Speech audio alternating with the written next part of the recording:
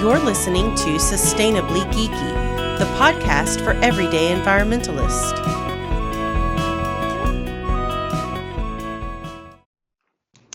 Hi, and welcome to Sustainably Geeky. I'm Jennifer, and I'm joined today by Chris and Jen, our regulars.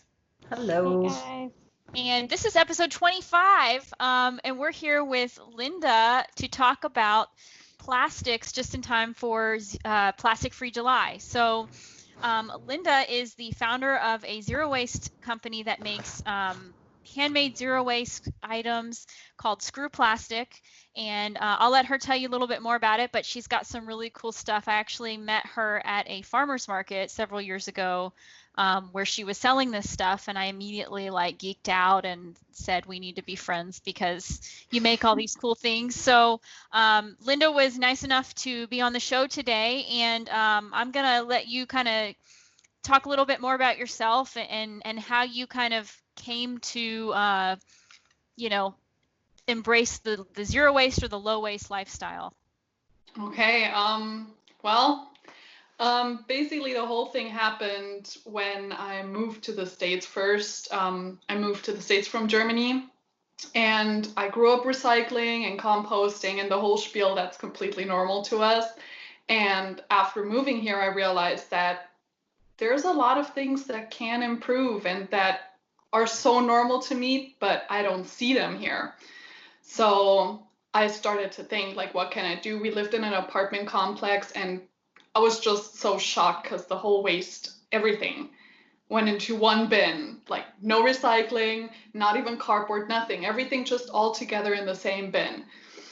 And I was already talking a little bit with my friends in Germany about the whole topic, but I really decided now I'm here. I see that there's things that can and should change, so might as well do it. I don't know. I saw plastic everywhere after a while. The whole plastic utensils when you go to a restaurant, that was so new to me and threw me off. Why am I sitting in a restaurant but I'm getting plastic utensils instead of actual silverware? I mean, I'm sitting down in the atmosphere, it makes it a little bit nicer, and it's also, cost efficient for the business to do it itself. So I started seeing all these plastic items just piling up, and I thought I have to do something. So I started off with bringing my own utensils when I'm out. So I always have my own silverware with me. I switched to straws from time to time. I never really used them before, but Americans like a lot of ice, so there's almost no escaping the straw. And then I slowly went to bringing my own produce bags, and I saw them online, and I kept thinking, hold on, I can make that. I was taught to sew in school. Home ec was teaching me how to sew. And then one friend gave me her sewing machine because she didn't need it anymore. And that's basically how this whole thing started. I started out making things for myself, and then later on I was thinking, hold on, there's a need. I'll do it. I'll take care of it. And how many years ago was this? About 3 years ago is when we started. So we started off at small little farmers markets. And now we're actually in 5 different store locations. So that's pretty cool. Oh, that's awesome. Yeah, that's great. Thank you. And you recently launched an Etsy for Screw Plastic, right? That's the name of the store. Mm-hmm. That all happened during the pandemic. Everything was closed, and I had it planned already, but I love to procrastinate, so. That little fire. Yes, it definitely fueled me. So I was thinking I have to do right now. Now is the perfect time. And my Etsy's up now, so. That's awesome. Yeah, so I love that you saw a problem and you didn't just complain about it. You thought, I can do something about this. I'm gonna start, with myself, and then you just branched out and said, you know what, I'm gonna help other people, and I love that. So I guess first, before we move on, let's talk about what Plastic Free July is. This episode will come out in the middle of June to give people some time to get ready for that. I know there's a lot going on in the world right now, but we can still try to minimize our use of plastic in some ways. So do you want to talk to that real quick? Well, I'm not an expert. I'm not the Right. one owning the whole thing on the Plastic Free July, but basically it gives you like a New Year's resolution kind of a start to actually starting something. So you're not doing it all alone. You actually have a group supporting you. You get like little emails on how to live with less plastic. You can pledge to sign up, I think, for like 1 week or also for the entire month. So you don't have to jump in the cold water right away. You could give it a day even if you want to. The main focus is really just to, well, give people a community and to help them start somewhere, because it can be overwhelming. Yeah, it makes it accessible when you break it down into just 1 month or 1 week. And Chris, I think you were the one that originally introduced me to that initiative. So how long have you been practicing Plastic Free July that's now turned into Plastic Free every month? I went zero waste. I say me because I dragged Ray and the kids along.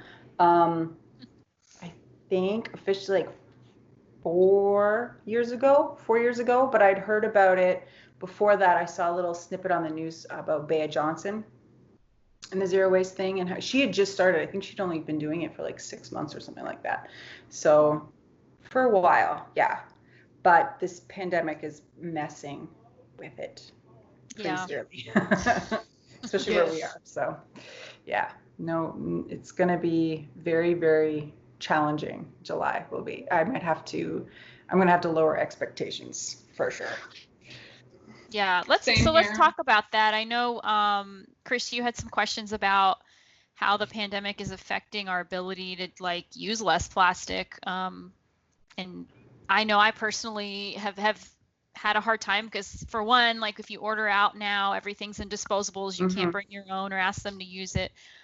So what's been y'all's experience with that?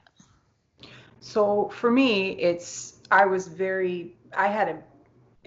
had a good system, what I felt was a good system in terms of shopping. And for the four of us, we were doing I think it was 75, no, it was this large garbage can worth of garbage a month to 6 weeks, depending on that. That's how we got down. I don't know how people can stuff everything in a little jar. I don't know how they do that. But since moving first and then the pandemic, I'm scared to bring my own stuff. Most grocery stores here won't even let you. They'll let you do the plastic boxes. If you bring those along, some grocery stores have them and you can buy them. They'll let you do that, but they don't let you do your own produce bags and they don't let you bring your own bags. And then I just don't trust people not touching everything. So I buy everything in plastic now because for me, it's peace of mind. So that's what's changed during this. And I don't know how, once the dust settles, how we're going to, as a movement, going to bounce back from this if we can, if we're going to have to look at shopping differently than we did before, because there may or may not be new restrictions. So I wanted to know what it was like for you guys down where you are, if it's based county by county, chain, like grocery chain by grocery chain, or what it's like. And do you see it recovering? Because we've put so much work in, and finally, I mean, we have a bulk food chain store up here in Canada that finally 2 years ago, finally started letting you bring your own container in. And it took a long time for us to. It's amazing. Yeah. To go when I visited. So now I mean, you can order from them online and do curbside pickup, but everything again comes in plastic. And we do have soft, like plastic recycling bins in certain counties. Not every county's got one where you can take it to be recycled, but obviously recycling's a good place to start, not a good place to stop. So yeah, how do you see it coming out the other side of this pandemic? I hope that people see a change right now maybe HEB in Texas in general is a little or a lot more relaxed. We're still bringing our produce bags and are okay with that, and did not have any issues yet, but you can still, the bread is everything. You don't even get the option anymore to get it plastic free. So we're at that point where I started baking, and sometimes I'm too lazy, so I buy some. Sometimes there's no way around it, especially not right now. Yeah, I'm curious to see like some of these stores that have built their brand around being, package free, like grocery stores, what they're doing, because there are several in the bigger cities that say, bring your own container or buy from us, but we don't put anything in plastic, and this has to be impacting their ability to do that for sure. Yeah. What is that? I would like to know what that bulk store in Canada is called. It's called Bulk Barn. Bulk Barn? Yes. Okay. Cool. Yeah, it's nationwide. I stalked them online and tried to see if there were any U.S. locations, and I couldn't find any, but nope. I'm going to petition them to come to Texas. That is such a cool concept, because I feel like, I don't know, at least where I've been, there are bulk sections, and that is a nice start, but an entire store where it's all in bulk and plastic free, that is amazing. Yeah, well, they've been around for, I don't know, a long time, and it's only been in the last couple of years where you can bring your own container, and that they have started doing zero waste options, because before that theirs was if you need a pinch or a pound, so you can get what you need, but it definitely wasn't based on being zero waste at all, because you had to use their little plastic bags. You couldn't reuse them because the Bulk Barn police were up and down the aisles. So they just started in the last couple of years, and so seeing that, and I love Bulk Barn because they have so much available to you that you may not find in a regular grocery store, or if you only need a little, especially spices, if you only need like a little container full and that's it. It's super cheap. Like I can get pepper for like 15 cents. Oh, wow. Because I only need a little bit, or salt or whatever. And so yeah, to have it roll back. And they were very quick to be like, okay, nope, nobody's bringing in anything that's their own. So I'm just worried that it'll just be a reason for them not to go back to that I hope not. program. I hope not too, that it because will I come really back. liked it. Yeah, Yes. I hope so too. Yeah, like Linda said, we have some grocery stores down here that have bulk sections, and some in the Austin area and bigger cities have bigger bulk sections, and they let you tear your containers, or they did, and bring your own. But like in the town we live in, the few grocery stores that have a bulk section, they're very limited, and they don't let you tear your containers, so you have to pay for the weight of the plastic bag, or I'm sorry, the plastic container or glass or whatever you find. So it adds to the cost. But now, I'm really worried that it may be a long time, if ever, that we're allowed to do that again. And that was such a big part of this low waste, zero waste movement. So. And it happened so quick too. Sorry, I was just gonna jump in. So what are maybe some of the top few things that people can start doing if they're new to zero waste, or trying to switch out of using so much plastic? If there just a couple of things that you would recommend that have the biggest bang for the buck, if you will? Well, I would say, even though it's currently not available, bulk shopping. But what you can do right now is still bring your own grocery bags, because this is the easiest thing you can do. Start in your kitchen and with what you eat. I realized that after I was going zero waste, or I'm more low waste, I'm not completely plastic free, and I'm not perfect, that I was forced to eat healthier. there was no Twinkies, there was no Oreos, and whatever else may be in plastic chips, the bags and everything. I went away from that. So main thing that you can do right now is still make sure you buy fresh. If you have a farmer's market that's open right now, please support those guys. They need it the most. And I haven't had any issues at farmers markets. They're always so open. They actually welcome it because it saves them money and packaging costs too, instead of them constantly having to buy plastic or whatever they're packaging it in. When you bring your own back, that's already out of their way. And what I would also like to see people start doing is just in general, bring your own water bottle. You do not have to buy a plastic water bottle. It doesn't make any sense to me why you would go to a gas station and buy water that is, well, basically 2 cents packaged in a plastic packaging, but you're paying like $2 or $3 for it. So shipped halfway around the world. That too. And displaced from another ecosystem. It's awful. Yeah. It is hard right now, though, I'm not gonna lie. Like, buying groceries without plastic right now it is a task.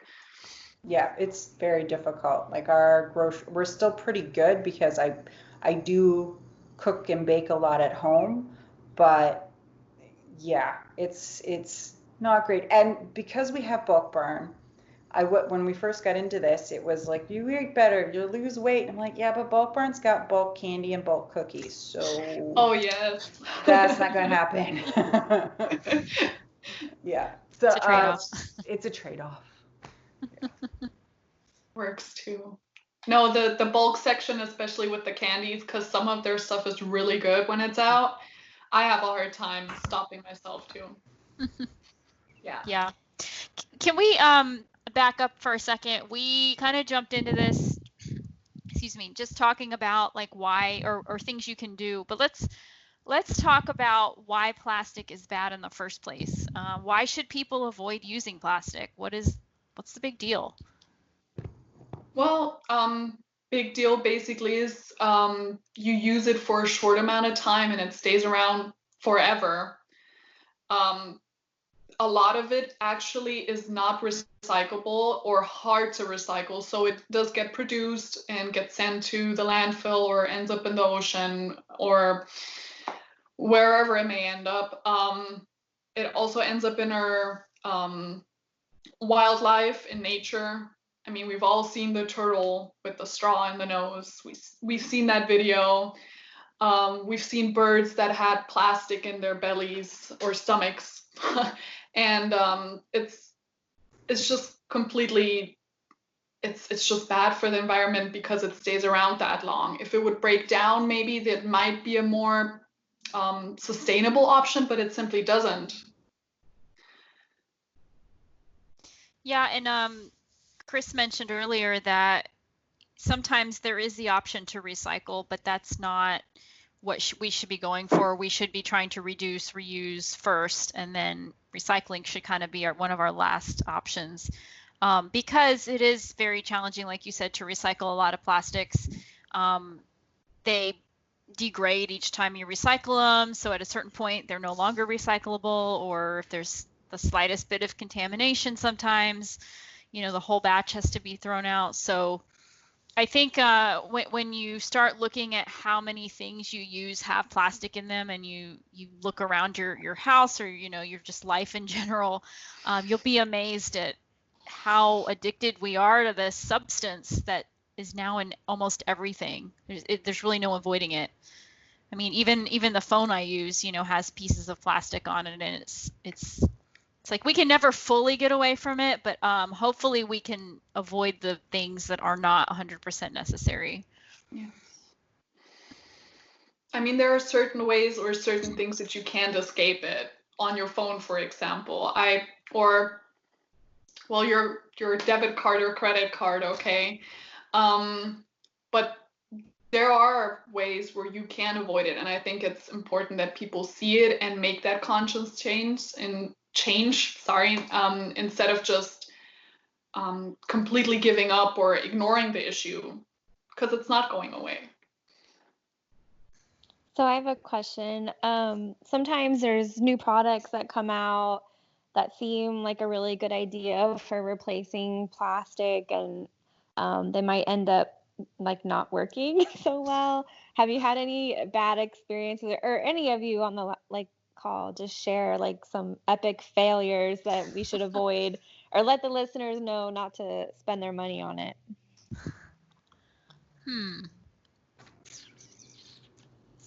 Well, I've had experiences with, like, I told Linda this, with bamboo toothbrushes. Sometimes the bristles coming out in my mouth, or even sometimes the handle where, the bristles are gets mildewy.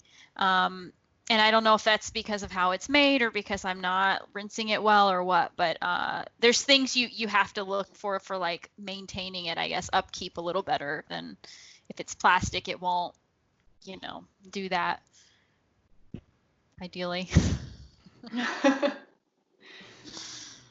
What about you ladies? I tried making my own toothpaste. Oh gosh, yes. No. Same here. It was gross. It was so gross. So that's the one thing that I'm like, forget it. I will buy the tube. It was terrible. Yeah, because I've like the flavor, or I couldn't use baking soda because 2 people in the house are allergic to baking soda, or very sensitive to it.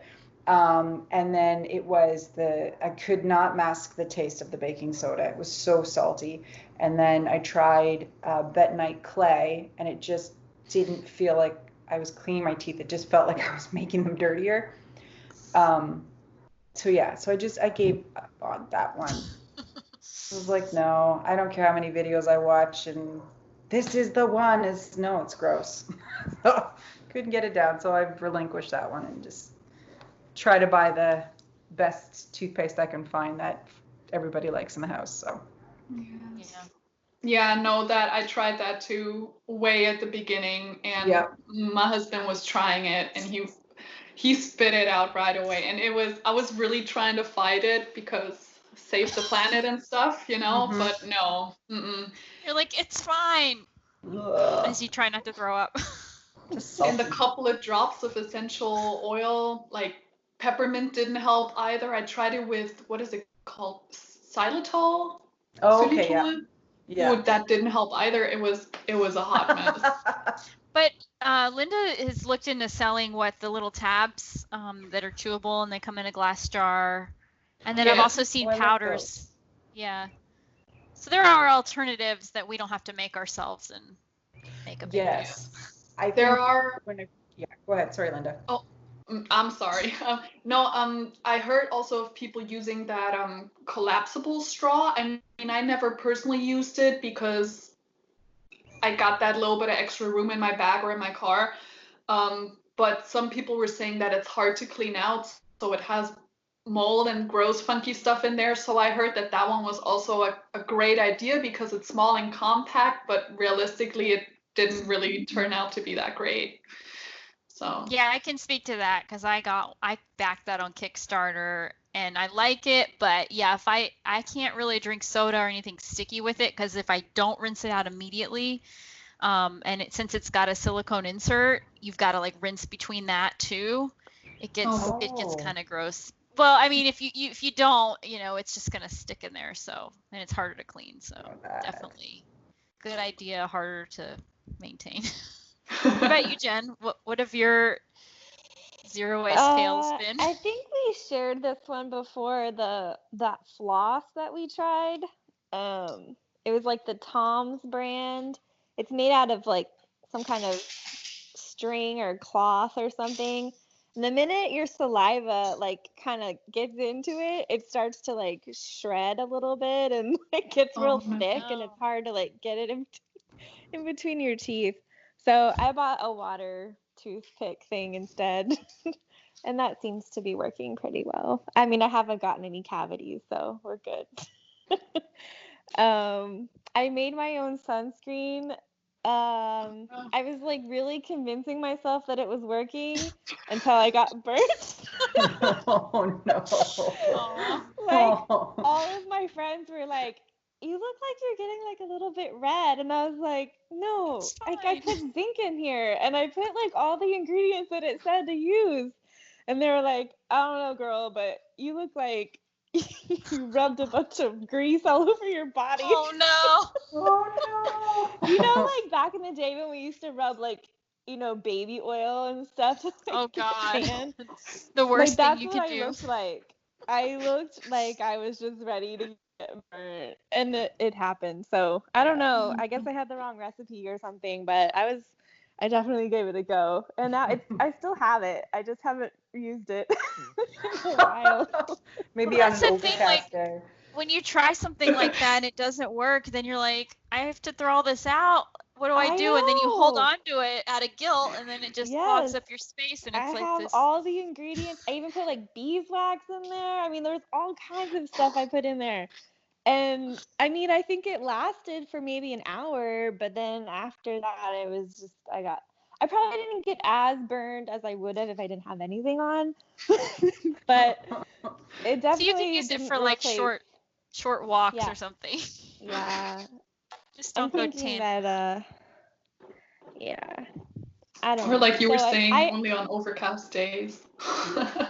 Just wear it when it's cloudy. I'm definitely willing to give it a second try. That was just one of those moments where I was like, dang it, I was really hopeful. And everyone made fun of me. Aw. But it's okay. Because they're like, I, see, it doesn't work. I'm gonna keep using the store-bought stuff. That well, they're sucks. showing, like, we have a toxicologist in my office, and they're showing that, like, all these sunscreens are causing cancer. So it's like you can't win. It's like just don't be out in the sun for longer than an hour at a time unless Right. you've built up the tan to like, I don't even know if that's good. Building up a tan is probably like Might gonna be a not be myth. good either. But Yeah. anyways, that's my other. Wear the sunblock or the sunscreen shirts. I know Linda wears Yes. those. The SPF shirts. Yes, those actually, that is something that helped me. So, because I like sunscreen, but I'm pale, you know? And I do want to be out a little. There's also no way of escaping the sun in Texas. So that is my solution, basically, wearing those surfer shirts, the longer ones, and they seem to work so far. Big floppy Yeah. hats. Oh, yeah. So you bring up an interesting point, Jen. Like a lot of times we try these recipes we find online, or we, think I can make this myself, and then it doesn't work out, or you just end up with a bunch of weird stuff. But Linda, I know you actually make and sell a lot of these things that you've kind of developed your own recipe for. So how did you do that? Like, what was your process there, figuring out what works and what doesn't? Was it just a lot of trial and error, or? It's a lot of trial and error, a whole lot of trial and error, yes. So I basically look up different ingredients that would work and then throw them all together and hope for the best. And if I am getting somewhere, I'm going down that rabbit hole a little further. If not, I abandon that project. But that's also why, for example, our body oils that we have, and we're gonna come out with our hair oils and face oils, they're taking forever because we're still tweaking it to get there where we're completely satisfied. And there was a lot of trial and error, a lot of pimples, a lot of everything. You and Rick were the guinea pigs for that, right? Your husband?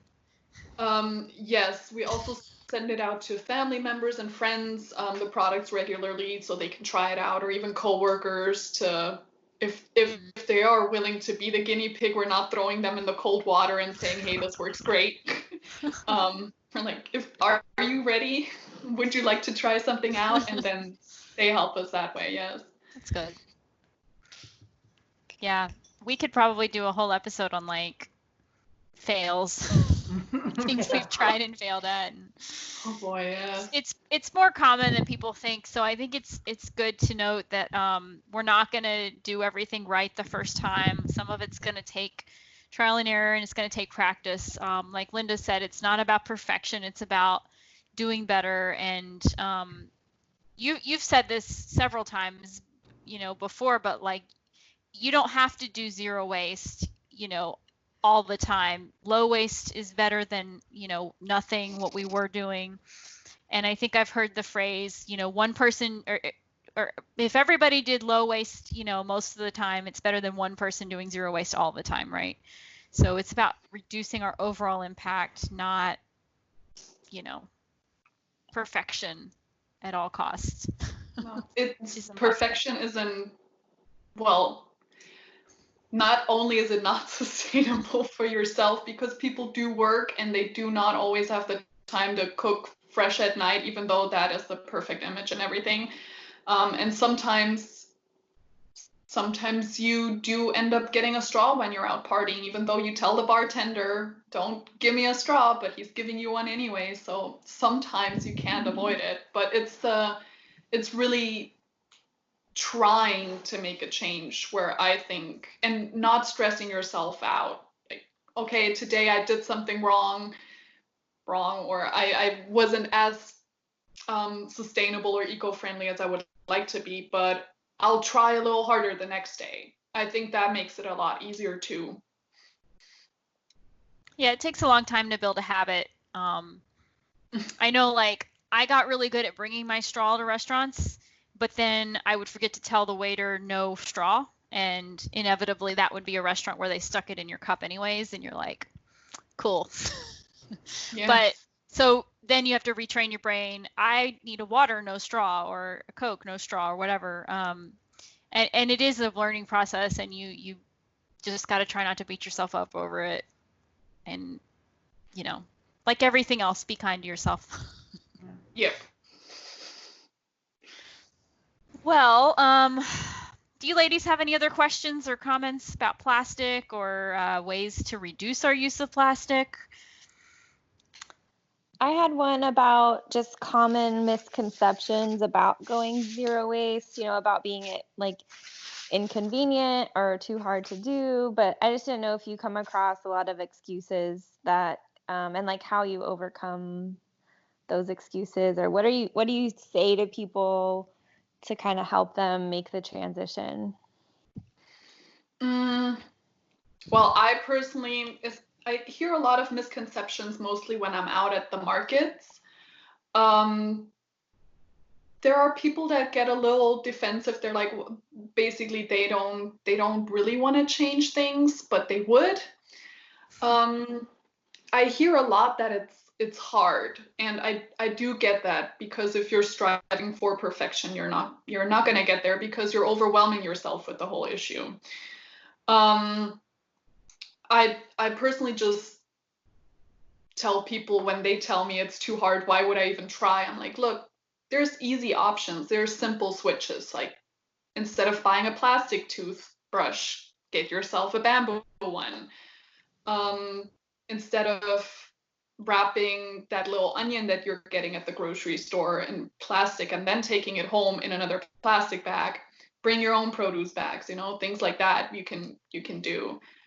I also hear a lot that, well, I cannot change anything anyways, so basically I'm like, it's useless if I even try, which is just simply not true. You can, and you will see it in your own waste cycle at home, that you are producing less, which is also taking stress away from you. I mean, and I don't know. I think Rick is happy that he doesn't have to take the trash cans out every week. So I think there are alternatives that you can take, and you should take if you're really interested. If you really want to learn how to play the guitar, you're going to put your mind to it and do it, right? So there are ways. I've also heard, and that one is throwing me off, that all the zero waste people are basically dirty hippies, basically. Clearly. Which we're all dirty hippies. Yep.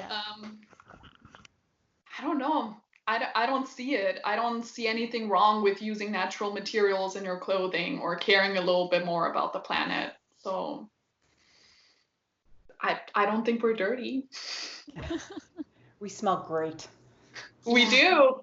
It's all those essential oils. Yes. Yeah, and I think echoing back to one of our other original cast members, Stefan, who was on the show when we first started.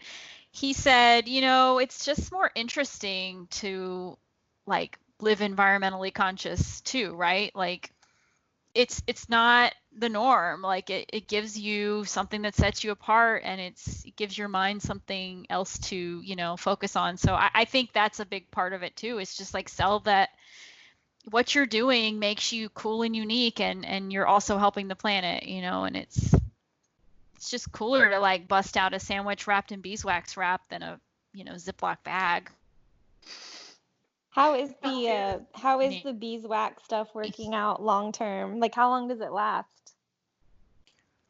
It depends. Well, it depends on how well you take care of it. Like, you're supposed to wash them in cold water, because if you hit them with the hot water, then obviously it softens things up. But I've had beeswax wraps for years. They stain.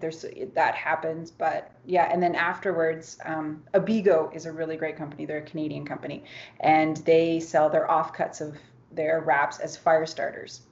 Oh, cool. So they do twists. Yeah, and it works. I threw one in our fireplace at our old house one time, and it worked. Yeah, they last. They're supposed to last up to about a year, but longer if you don't use them as often and if you really take care of them. Yeah. Did you know you can replenish them? You can if you stick them in your oven. My friend Linda taught me that. I was amazed. I did it, and I was like, oh my God, it's brand new. Yes. They last forever. I mean, I've had mine for over a year and haven't had to replenish it. And there are other ones that do replenish it more often, but it's the fabric. You can do it over and over and over again. It's way better than saran wrap. Oh, yeah. I did accidentally leave one in my hiking bag once, and it got moldy, and I had to throw it out. I was very sad.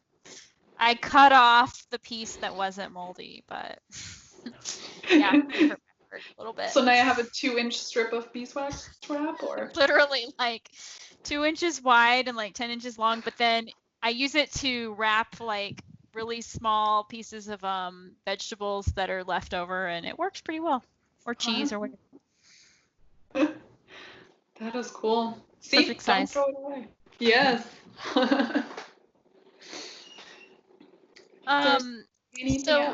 ahead.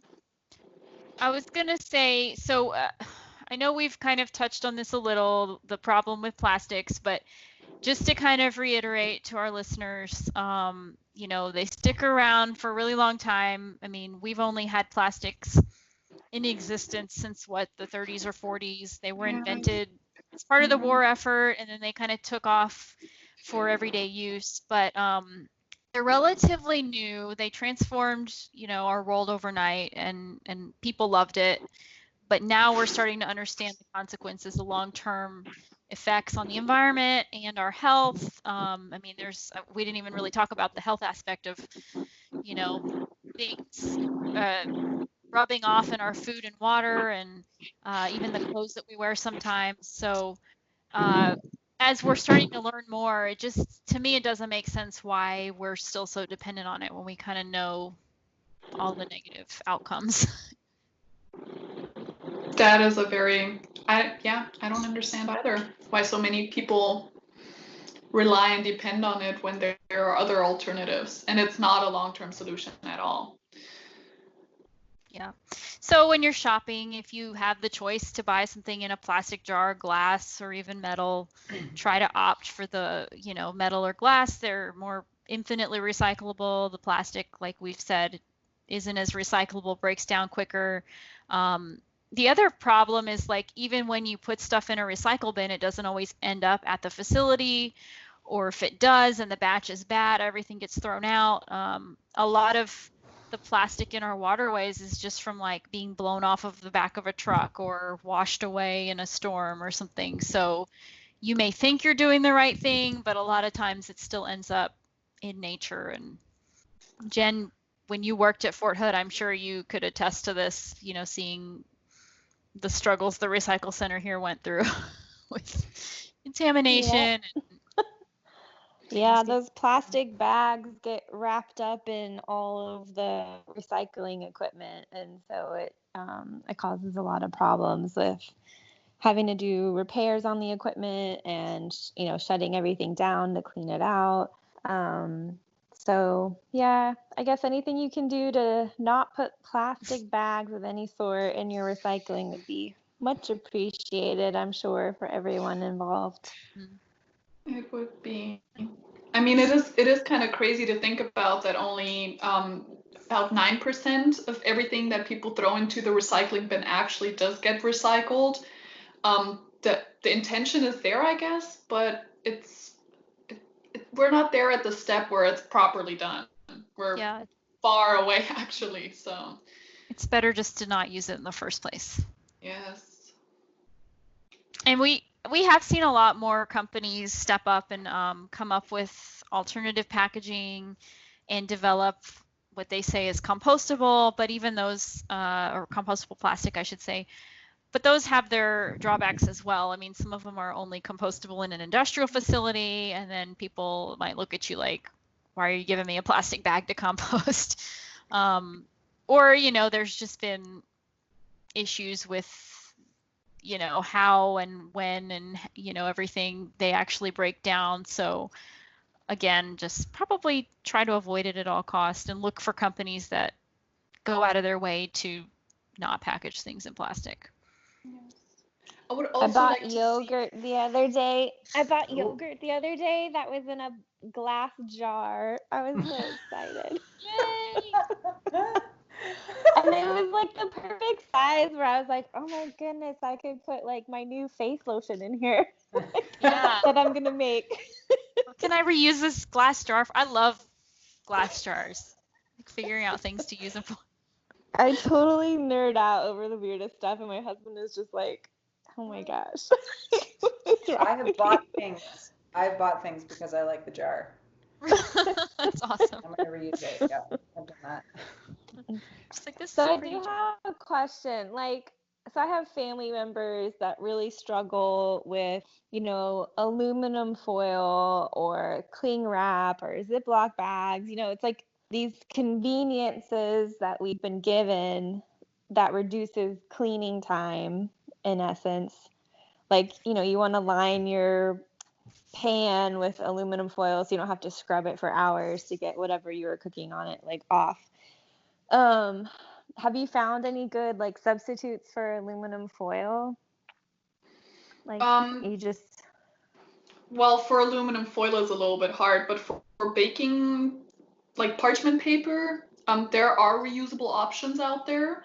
But they do ultimately end up in the landfill as well after they're done. There is no way of recycling them. I mean, I personally use a lot of glass, like the Pyrex glass bowls to put into the oven. They seem to be a lot easier to clean versus the metal pan. Other than that, I would just like to, encourage people to maybe make a more conscious decision. If I know maybe you want to go for the regular parchment paper, but at least the parchment paper, if you do choose that option, is compostable. It will break down. Aluminum foil is just as wasteful as plastic, basically, at the end. So there's silicone baking liners that you can use and rewash, and they work pretty well. They do. Yeah. I have Silpats and knockoff Silpats that I use for the baking sheets, and they're amazing. And then I don't have any. I used up all my cupcake liners years ago, so all I do now is just grease the crap out of my muffin tins or my loaf tins with butter, and just it works really well, and it makes it a little tasty crisp on the outside. Exactly. I have some silicone cups, but they are really hard to clean. They are, and I had a silicone loaf pan one time, but the problem with it had no rigidity, so it just sort of open, it just sagged at the side. It was sad. So those are but the Silpats are great, and you can get them at the dollar store. Oh, yeah. You guys are making me want to bake right now. I made granola today. Ooh. Baking food. So speaking of, you mentioned yogurt, Jen, and we were talking about fails earlier. For some reason, I have it in my head to try to make yogurt in my Instant Pot, partially to like reduce the containers that I buy yogurt in, but also I tried making cheese last month. Chris knows this story. It was a complete disaster. But my thought was, well, if I can make my own cheese, I'm not using the plastic and it's easier, and it's here. But no, it was a huge mess. It ended up costing me like 3 times as much as cheese would have cost in the store. I was making mozzarella and I ended up with ricotta. It was just, it's not great. So Stick to what you're good at. yeah, I was trying something new, and I was in quarantine, like I'm gonna do a new thing, and now I have like 29 more servings to use up. Oh boy. It comes with 30 servings. So yeah, not everything works the first time. Nope. What did you do wrong? Like, can you just fix it? Like the next time? I think it was a combination of my milk was slightly expired. And I probably didn't have the right milk because it's supposed to be low pasteurized or not pasteurized at all. And it was from the grocery store and that's all they had. It was not ultra pasteurized, but it wasn't low. So everything that I heard after the fact was like, yeah, you probably need to get better milk. And, I followed the directions the way I was supposed to. It was an adventure. I documented it on Snapchat, and my 5 followers probably got a kick out of it. So, Are you willing to give it another shot? yeah, because I already paid for it. I actually have another gallon of milk in there that I need to hurry up and use before it goes bad. So, anyways, yeah. Make some more ricotta. Adventures in low waste living, trying things you never thought you would, and sometimes they work, sometimes they don't. But is there anything else y'all wanted to talk about with regards to plastic or living low waste or things we've tried? And I would just like to see, that is my main thing that I have. People actually maybe trying options that were already on the market, like secondhand items is one thing that I think can also make a big impact. Like not only shopping your clothes secondhand if you want to. I mean, there's not just dingy, dirty, creepy thrift stores. They are, I'm not gonna lie, they are a little rugged looking. Sorry, I thought someone knocked. But just in general, that you're trying to get something that has already been used before. There's items being kicked out on the curb every day. And that doesn't just apply to clothing, it applies to furniture. I drive along the road so many times and I see just things being thrown out that will end up in the landfill because, well, that's where it's gonna go. I mean, we have a lot of secondhand things in our house. I mean, this desk, my work desk right here, I got secondhand. I started off with a secondhand sewing machine. So I think if people also would give that a try and don't always have to buy new, that I think that would help a lot too. yeah, that's a great point. It's all about reducing and, like we've said, keeping things out of the landfill ultimately, and that plays a big part in it. And I think the secondhand movement's kind of having a resurgence lately. Oh yeah, absolutely it is. Now it's cool to buy used and shop at thrift stores. So I'm like, I've been cool my whole life, but my mom would force us to go to thrift shops, and I was just so embarrassed as a kid. And now I'm like, this is great. But now everybody's taking up the goodies. It's not fair. Oh, yeah. well. You look like you had something else, Jen. I was just gonna, I'm just remembering when I was doing net zero waste at Fort Hood. It really came down to just how you were raised, I think. It's really hard for people that were raised a certain way to make those changes, unless they're consciously wanting to do it. Like, there's not a lot that a person can say to make someone change, right? Like, the person has to want to do it on their own. And I think the only secret that I learned from that whole experience was to change behavior. There's something called social proofing, where you create like rewards for people that are doing the right thing, and you're showing it in a public space so that they're getting recognition. And people will say, oh, I want to be a part of that. I want to get recognition for doing something good. And then that is maybe where like small little changes can start to happen. So I know I'm no longer in your area, but I know you guys are working really hard and trying to still, make things happen there. So just keep fighting the good fight. And if there's anything that you can do to, I think it's like more of the carrot and less of the stick kind of approach with all of this. So when you have those interactions and conversations with people, you just have to focus on the positive and, try to redirect the conversation into a space where people want to be a part of it. So because it makes them feel good. But yeah, it was a struggle because a lot of people don't want to change. And so you have to focus on the champions in your area and the people that are interested, because it's really easy to become disheartened if you try to focus too much energy on the people that are just like an absolute no. You just move on to the next one and just try to, let them find it at their own pace. So yeah, I don't know. That's all I wanted to say. I was just like reminiscing a little bit. I was like, oh yeah, I used to work on that zero waste. It is. So, I mean, change is scary. So I do understand why some people might not want to have to think about whether to buy the Oreos right now or not, or how to get orange juice if we really want it, because there's almost no options out there to get orange juice package free or in a more sustainable packaging. So I think, you got a point there. Leading by example and with the carrot and not with the stick definitely helps. So, I mean, when we go out grocery shopping, we get it a lot, that pre-pandemic days. Right now, of course, it's a little harder.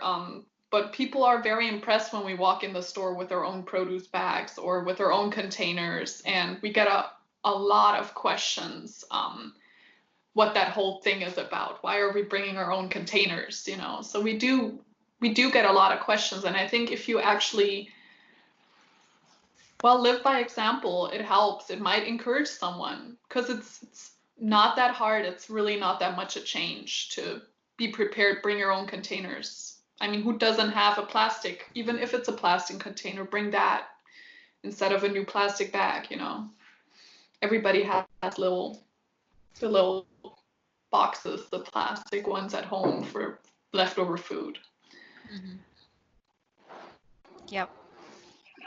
Well, we've had a lot to think about. Hopefully our listeners get some good ideas out of this. And if you guys are inspired, I hope you'll participate in Plastic Free July and try to at least reduce your use of plastic. If not for the whole month, set a goal, like Linda said, maybe a week or a couple weeks, or pick one item that you're not going to use that month that you would normally use, like a straw or flatware or something that you can replace incrementally, and then try to build on it, because none of us, started doing everything at once. We had to build on it, and that's something else I'll add is when you're trying to go low waste, don't just throw out everything you've already got. Like that defeats the purpose of, waste or not wasting. If you have a bottle of sunscreen or whatever in a plastic container, use it up first and then get the new thing, or use up the Ziploc bags or whatever, or donate them to an organization that can use them for something else. But don't just go out and buy everything new, because one, it's not affordable that way. And two, yeah, it's overwhelming. So that would be my suggestion to folks. Yeah. Take it bit by bit. Yeah. Well, with that, let's go ahead and jump into our green life hacks for this month. Jen, would you like to go first? Sure. I used to have a lot of like plastic to go containers, from takeout that we were always just reusing and washing and reusing to put our food in. But I did recently invest in some of the Pyrex, like glass containers. So that's healthier for you because those plastics do break down over time, like we were talking about, and it can mess up your hormone levels as well. So when plastic is leaching into your system, it can affect the estrogen levels in your body. So I've always wanted to, use less plastic, and so, especially when you're storing your food in it. And a lot of people, you'll see them put plastic in the.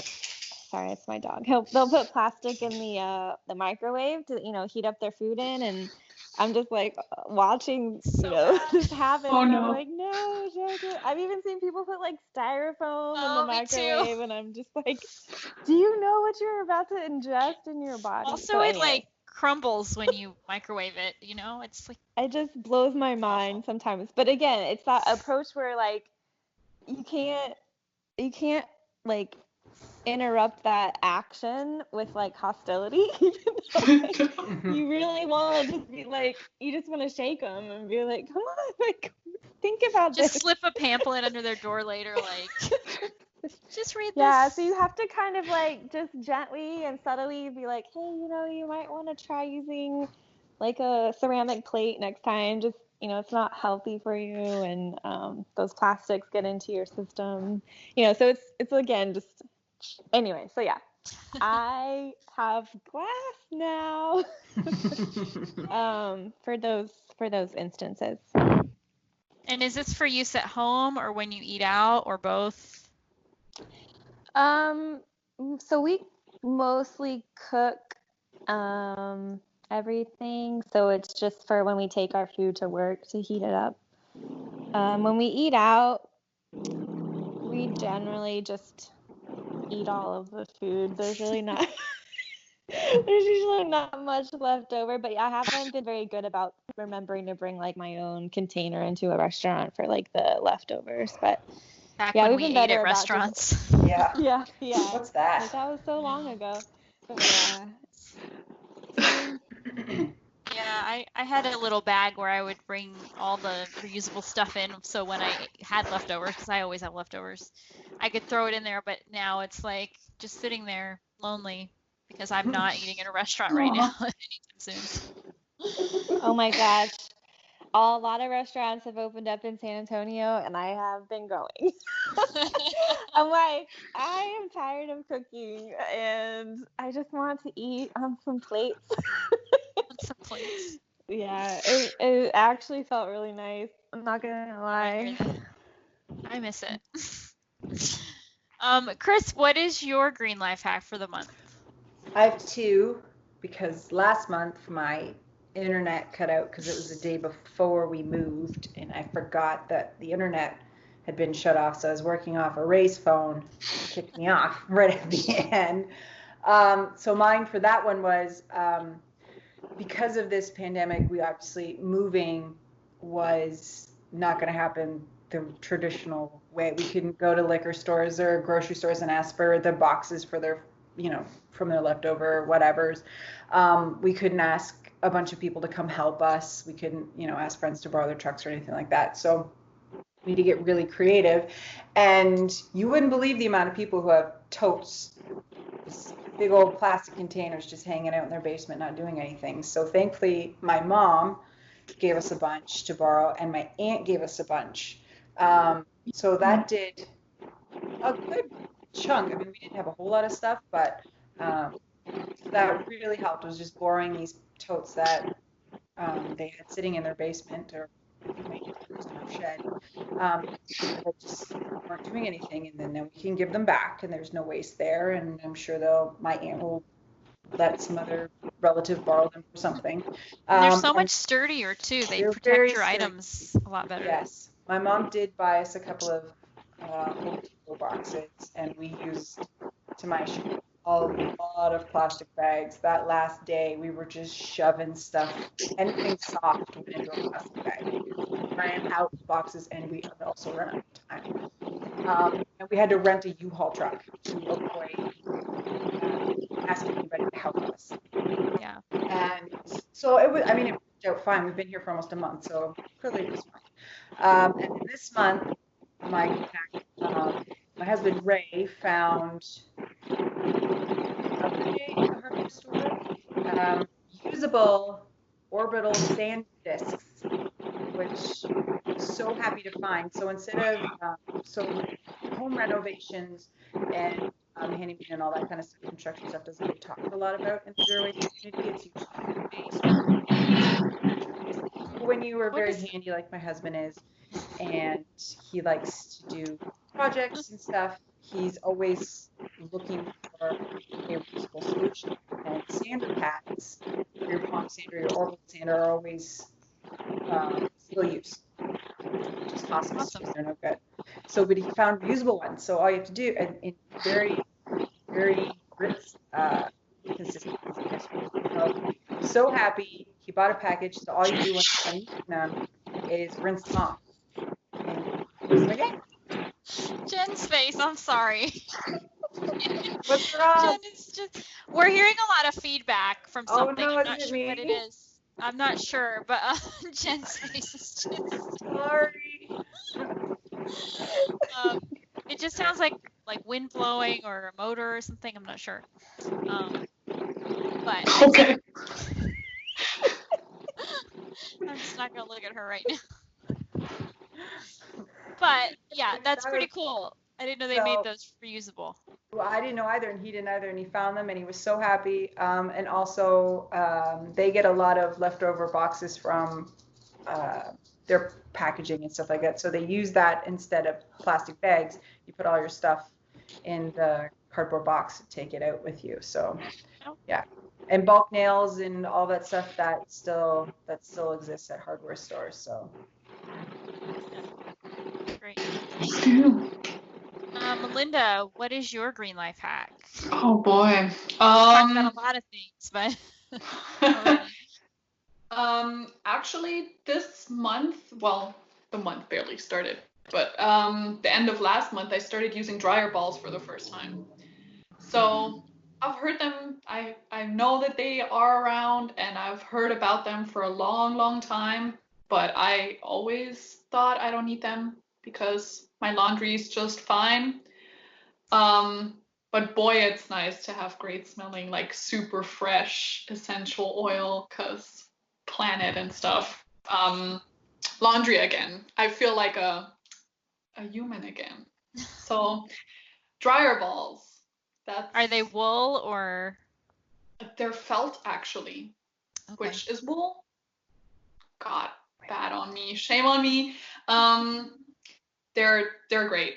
So we'll have those available too soon. But I'm so happy. My laundry smells great again, and that would be the main thing.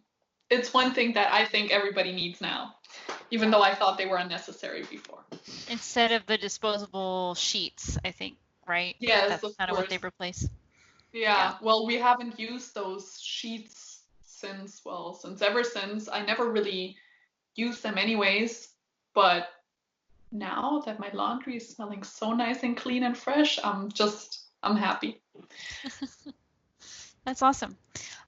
So mine is kind of diverging from our topic a little bit.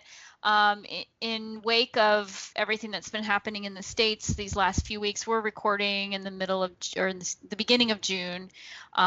So this is right after the Memorial Day incident with George Floyd and subsequent protests and everything around the country. That's really got a lot of people talking about race issues and hopefully, more people advocating for change in that area. So my green life hack today is really looking at kind of where we spend our money and what the money that we invest in and the companies that we buy from, what they're doing with that money, or the kinds of causes they're supporting. So there's there are a lot of lists and websites out there that will help you kind of figure out what causes speak to you. But specifically, howtodivest.org, gives a list of banks that does not fund the Dakota pipeline and other environmentally and racially, non-supportive causes. Impact investing is something you can look into to kind of see like what companies or what causes you want to support, so that you can ensure that they are supporting communities of color and environmental causes and not doing things that are detrimental to society as a whole. So that's my green life hack, is just encouraging folks to start thinking more about where their money goes. If you have investment accounts, try to make sure it's going more to support communities in need and the people that that need it the most, versus a big company or corporation that isn't gonna hurt if you invest in something else. So with that, I guess we'll move on to where we can find everyone online. Jen, are you still exclusive to Sustainably Geeky? Yep, pretty much. You can only get her here, guys. Chris, what about you? Where can we find you online? Here, Sustainably Geeky and Epically Geeky, our parent corporation. Marginally Geeky and Creatively Geeky. I knew there was another one there. And on Instagram at The Borough Life. Great. And you can find me at, of course, here on Sustainably, or on Epically Geeky, Marginally Geeky, and Creatively Geeky. I'm also on all of the different social medias at Het's Gonna Be Me. And Linda, where can we find you and your store on the internet? So we're online on Facebook and on Instagram. It's both Screw Plastic. It's that simple. You just type it in, you'll find us. We just started the Etsy shop, and then same thing, Screw Plastic, going all the way. And then we have 5 local store locations, if I'm allowed to, for the local ones. So we're at the Honey Walker Farm. They were actually the first ones that carried some of our products. They started off with the beeswax wraps because we get their beeswax, and now they have the beeswax wraps, the replenishment bars, and also our wildflower oils. So that is pretty cool. We're steadily growing there. We're in Sanctuary Holistic Kitchen, which is in Georgetown. They have a little bulk section. They're all about holistic living, so right up our alley. Skin Deep is a medical spa in Harker Heights. We got our products there as well. Star Hair Cutters is a barbershop in Temple. We also got our beard oils, and we'll have our hair oils there soon once they're out and we're done experimenting. And then the last one, where you can actually go into a store location that is with 70 different vendors, as far as I remember, is the Exchange on Central in Belton. So those are the ones we're currently having our products at. Awesome. So if you're in the Killeen, Harker Heights, Central Texas area, or if you're passing through and you want to purchase from a store, that's a great option. Otherwise, the website, and you can message Linda on all the different social media pages with any questions. Or please go to a farmer's market, because they need the help. Everybody does. And it supports your local economy, so shop local. Absolutely. Well, thank you, ladies, and everyone listening. Have a great rest of your day. I'm sorry, before we sign off, if you would subscribe to us, give us a 5-star rating, all that jazz, it really helps us. And then if you have any other questions or suggestions for us, feel free to reach out on Facebook, Instagram, Twitter. The show is in all those places. And of course, we'd love to hear what you think, or if you have a suggestion for a topic in the future. Thanks, guys. Have a great night.